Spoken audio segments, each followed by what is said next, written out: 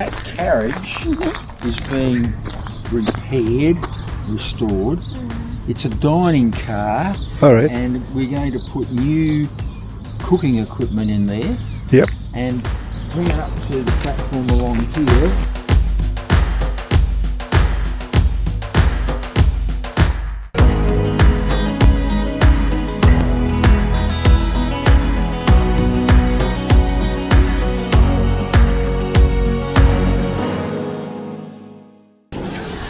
We go into the town of Burra. The best thing to do is go into the information center and get what's called a passport. Apparently that gives you access to a lot of historical sites. Let's go and see what this passport is. Maybe it's like a key or something. I'm not too sure. Let's go find out.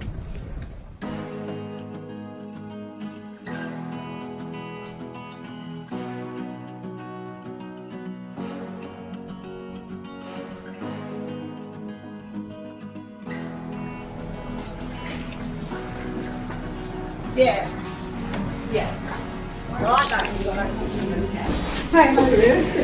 Good. Can we get the key? Yeah. It's the passport, right? You call it a... The Burra Heritage Passport. Yeah. You're here. Yep. Information Centre. I'll highlight all the sites for you. Sure. So you've got the police, you've got the dugout, Rowland Nails, one of the miners' cottages. You've got Smuts Paddock where they melted down the copper. The police lock up and stables. Redwood Jail. It was also the girls' reformatory, so wonderful stories throughout about the girls. Yeah. Unlock it with the key and drive through. Okay. We just ask you lock it again. Okay, so the lady at the information center was quite helpful and she gives you a whole pack. So you get a key to access into the various historical sites. She marks it on the map as well, all the places of interest to see, mostly mining sites, historical mining sites. So you got to have that key to get into these places, and it costs what, $30? $30. Yeah, it costs $30 per person, and you got a key deposit of $50 to pay, which gets refunded at the end of the day. Now, the information center closes at 5 o'clock, but if you don't have to make it back by 5, if you don't, across the road there is a BP servo. Go into the BP servo, give them the key back, and they'll refund the $50.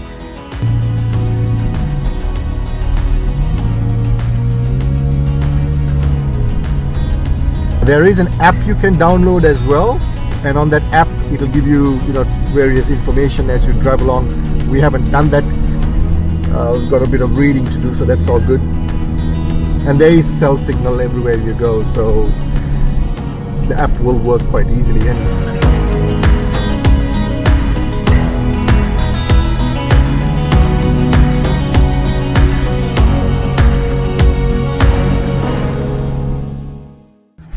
So the Mine Museum is a good place to start because here you'll get a good idea of all the mining that happened, because pretty much this whole place, Burra and the wider region, was it Burra?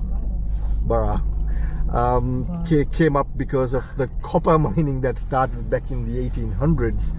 So our recommendation is start at the museum, get a good insight into what really went on at that time, and then venture out to all the other historical mining sites.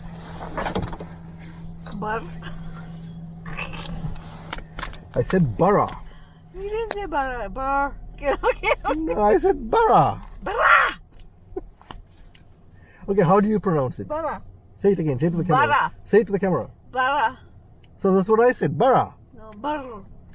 Burra. I think yesterday's wine is still in her.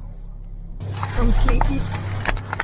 You know what this means, right? What? That breakfast in the morning is not really suitable for me. It's not like high energy breakfast.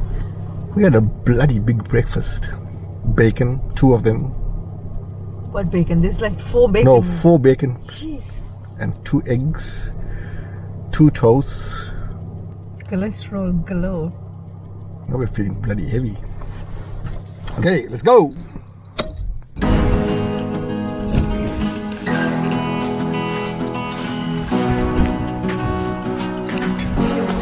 They play a video that gives us a good idea of the history behind this place. The old machinery that was used back then, all at the museum here. Burra's first motorized fire engine.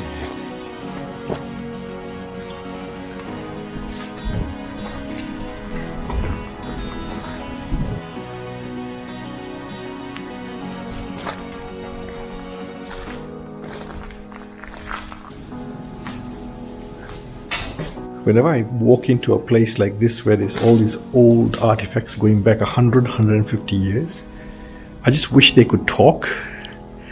Wouldn't it be amazing to hear their stories? It's a pretty tough life they had compared to all the comforts we have today, and we still complain. So now that this museum has given us a sense of how it was those days and sort of an overview, now we can take a drive down to the actual mine site itself. And it's around this mine, all this infrastructure and the town itself of Burra that Burra? Say Burra? Burra. That came up.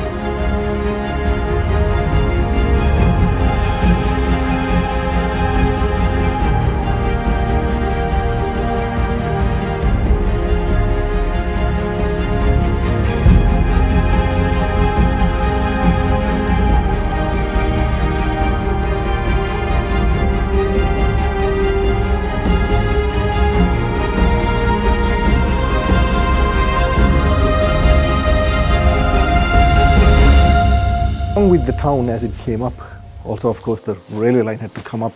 With this railway line they would transport wool and wheat, and most of it came here for the local settlements, as well as it's been down to Adelaide.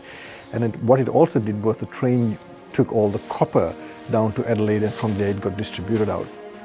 Now this is the railway station that existed at the time, and it's been renovated. Now here's the part that doesn't make sense to me, because this is heritage and this has to last another 100, 120 years, as it has stood the test of time for the past 150 years. But unfortunately we don't get any government, they don't get any government funding. So it's all done through volunteer support and donations from various people. It's amazing that they've kept it up to this level of condition. It's been renovated quite recently. To maintain this place, does it get any form of government or local council funding, or it's all private funding, is it? Well, we do if we apply for a grant. Yep. But we don't always get a grant, Yeah. Sometimes they say, oh no, you missed out this time, So there's no regular income really. So if you come to a place like this, Burra or any other place, if you can make a donation, please go ahead and do it, because it's travelers like that, us, who get to enjoy it. So we might as well make a donation to keep it, for that, so that others can enjoy as well. Was that the old train? It's old. Is it old? Very old. Oh, okay. It was originally built in Sydney in the 1880s. That carriage is being repaired, restored. It's a dining car. All right. And we're going to put new cooking equipment in there.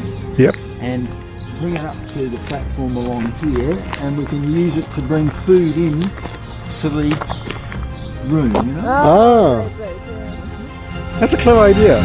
So back in the day, back in the 1800s, there was no diesel locomotives. They were all steam-powered locomotives. So what that meant was they needed water, plenty of it, and of course they needed coal to heat up that water, get the steam, and then get the power going so that the train could move. So what they did was they built this sort of infrastructure. These are massive tanks. They would pump water up to the top, and when the locomotive pulled up, they would offload the required amount of water into the locomotive, and then along the way the infrastructure consisted of this, and you get all these tanks along the way. Now, a couple of years ago, we did the Udawatta track, and if you've missed that, go check it out. The playlist is in the channel.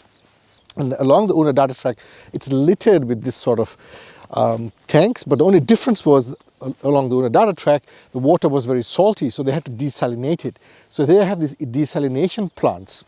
So go check that out. But here they didn't have a problem like that. The water was pretty, good enough for them to use. So fill up the tank and into the locomotive, and then that got them a certain distance and they had to refill again.